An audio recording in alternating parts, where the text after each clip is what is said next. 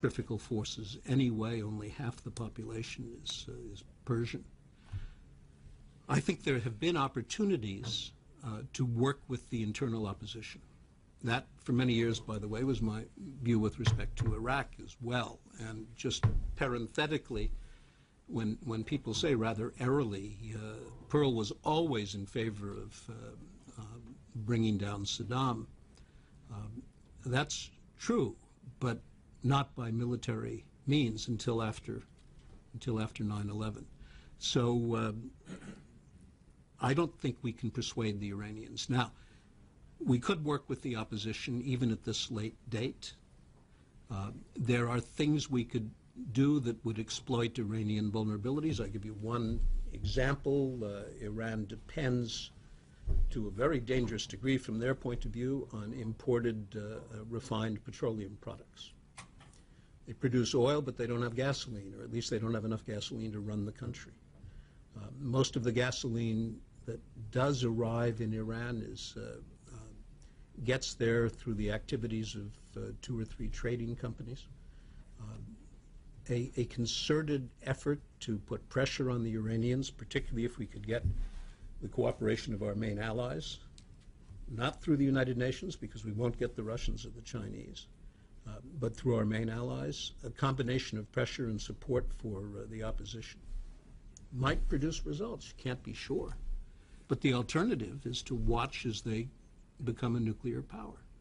And as a nuclear power, we would have every reason to worry that they might put a weapon in the hands of terrorists or nuclear material in the hands of terrorists, and that they would believe themselves invulnerable and therefore do even more of the things they're now doing in support of terrorism. And I worry a lot about that. And I think the President will worry a lot about that too in due course. And when he discovers that you can't get an agreement that meets our minimal objectives, he will, as I say, have to have a plan B. I hope it's along the lines that I've just described. So, Richard, does this mean there's been a lot of talk that the neocons, who may or may not exist now, we're understanding, wanted to have some kind of military attack on Iran? Does that mean you don't advocate that policy? I've never advocated attacking Iran.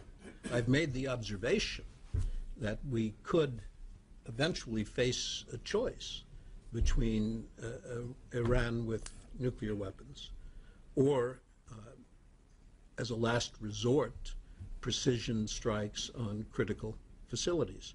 My guess is that that isn't a decision we'll make. That's a decision the Israelis will make. But I would much prefer, and I don't know what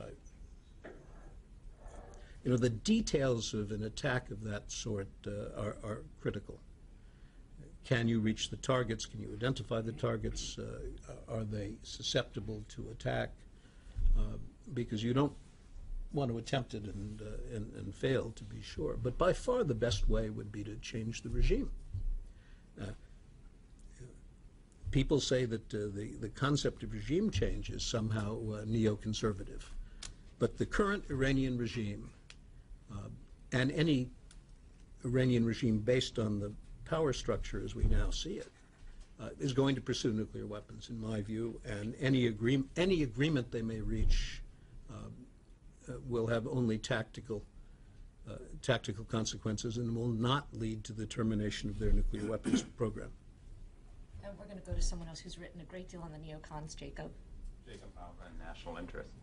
Richard, I was wondering, given that you wrote the book An End to Evil with David Frum, a title which doesn't exactly betoken a realistic or... Hey, Jacob, did you choose the title of your book? Yes, I did. Well, I didn't have that privilege. Oh, okay. We had a publisher who chose the title. Well, I was just thinking that, I talked to Joschka Fischer a few years ago, and the former German foreign minister, and he was quite taken with the title and the idea, saying that to him it was reminiscent of his own crusading leftist zeal in the 1960s, the idea of a revolutionary attempt to end evil. So that seems to me whether you chose the title or not, it does seem to indicate that there was something unique about, or perhaps unique is the wrong word, but something distinctive about the neoconservative approach, at least in the Bush administration. And I mean, you can argue that it's a form of Wilsonianism, as Bob Kagan does, but still, when you look at the mountains of documents, the speeches, I don't have 5,000 footnotes the way Steph does, but what is it if there are so many critics of neoconservatism or analysts? What is it in your view that has prompted them, say, even down to Francis Fukuyama, who himself is a former neoconservative? Why have they all gotten it so palpably wrong, in your view? What is it that explains the misleading characterizations of neoconservatism? Is it opportunism in the case of Fukuyama, trying to distance himself from a movement that he saw, that he perceived as going off the rails? Or is it demonization in the case of the left? Why do you think so? How could so many people get it wrong? Well, it's not surprising that a lot of people get something wrong, especially when they are repeating one another, which is why I made the observation 5,000 footnotes. A very substantial number of them quote journalists, newspaper articles. And when you look at what is being quoted in the newspaper articles, there's no quote there either. So I can't explain. I think it has a lot of different explanations, including the fact that sometimes ideas become current and they get repeated without serious research or reflection. I don't know how else to explain it. Certainly it's not explained by Random House's choice of the title of a book that I co-authored with David Frum, who is hardly a neoconservative. I mean, David would tell you he's a dyed-in-the-wool conservative, has been conservative all his life. There's no particular ideology in that book, and we certainly don't believe, or I don't believe, that we are going to end evil, even the rather special variety of it that we talk about in that book. But we were concerned and are concerned that there is a lot of momentum behind extremist movements that pose a real danger to us and to others. People who would not hesitate to use any weapon they could get their hands on, including a weapon of mass destruction. And nobody believed, or at least I don't know anyone who believed during the Cold War, that the Soviet Union, in possession of weapons of mass destruction, would use them in order to achieve some utopian religious vision, or the political equivalent thereof. But now we have to contemplate that possibility. Weapons of mass destruction in the hands of terrorists. And I mean, I don't much like the title An End to Evil either, but we had better be thinking hard about how to defend this country with respect to that threat. Okay, Marvin Kell. Richard, I want to take you back to the early 1980s when you were at the Pentagon and Weinberger was there, and you were both working for President Reagan. And I'm asking you specifically about Reagan's decision not to strike after the Marine barracks had been blown up and 241, I believe, Marines had been killed. Why do you feel, given your description of Reagan pragmatism, that America could be that offended by terrorists? They were known. They were very well known, in fact. Why wasn't action taken then? I can't be sure, Marvin. I wasn't involved in that particular policy, but my guess is that Reagan looked at the mission and decided that we'd sort of blundered into this mission. We'd gone there for one reason, and we were still there some years later. And when he asked the question, what are we doing there in the first place, he didn't get a very satisfactory answer. And he was pragmatic. You know, if you don't have a good justification for putting Marines in harm's way, then shouldn't be there. He said in his autobiography that, I don't know whether he said a major reason or the major reason, was that he felt that the American people could not tolerate another Vietnam, which suggests a belief that the U.S. troops would get themselves involved in that similar way. Did you hear anything about that? I never did, but I didn't work on Middle East matters, so sorry, I don't. You're probably writing another book. I hope you are anyway. I'll tell you one thing. The key actor in getting other than the president himself, in getting the Marines out of Lebanon was James Baker. George Shultz and McFarland got them in there, and Baker got them out. That's an excellent point. Could it be that George Shultz was off on his own in thinking that Lebanon and Israel could be brought together, which he certainly did? What were they called? I forgot already. The Lebanese who were taken over. Yeah. What? The Phalangists. Phalangists, yeah.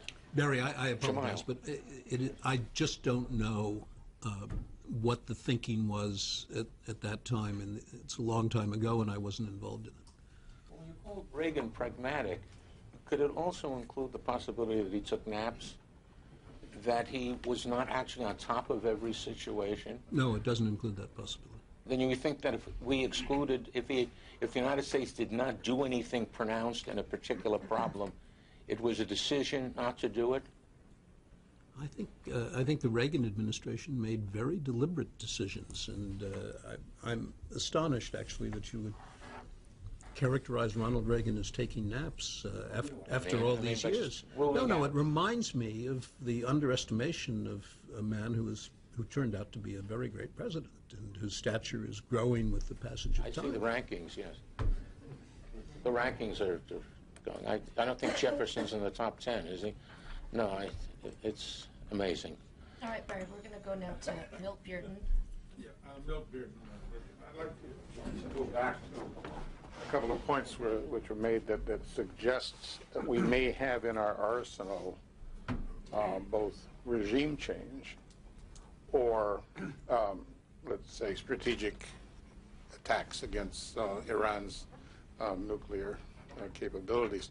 Aside from the sort of slapstick regime change events of the early 50s, Mossadegh and Jacobo Arbenz. That was your old outfit, wasn't it? Well, I didn't know that the Peace Corps was going to do it, but my suggestion is that regime change really isn't there. Those were hyped beyond all belief, and I would suggest that before we think and talk like we actually have that as an option in some of these things, that we better look at it very hard. And I'd ask you then, do we really think that either we or the Israelis could strike at a king and actually kill him by going after the Iranian nuclear programs? I would doubt it. Well, my guess is that a desperate last-ditch effort to stop an Iranian nuclear weapon from emerging would not be intended to kill a king. It would be intended to set back the technical, physical development of a nuclear weapon, and would be focused on the critical facilities without which that weapon could not be produced. As for regime change, I don't know if it can be done or not. I'm skeptical. I think we've wasted a lot of time. You know, for 30 years you've had a regime in Iran that is anything but unanimously well regarded.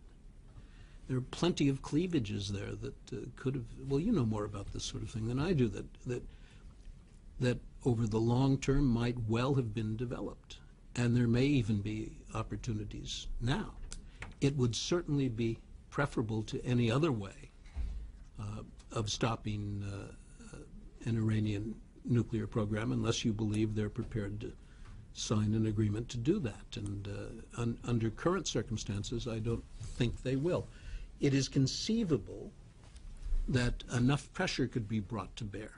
Things like a gasoline embargo and other actions that could tip the balance and push them to an agreement that they would only reluctantly, with great reluctance, accept. But I don't see much prospect of that, since we've been pretty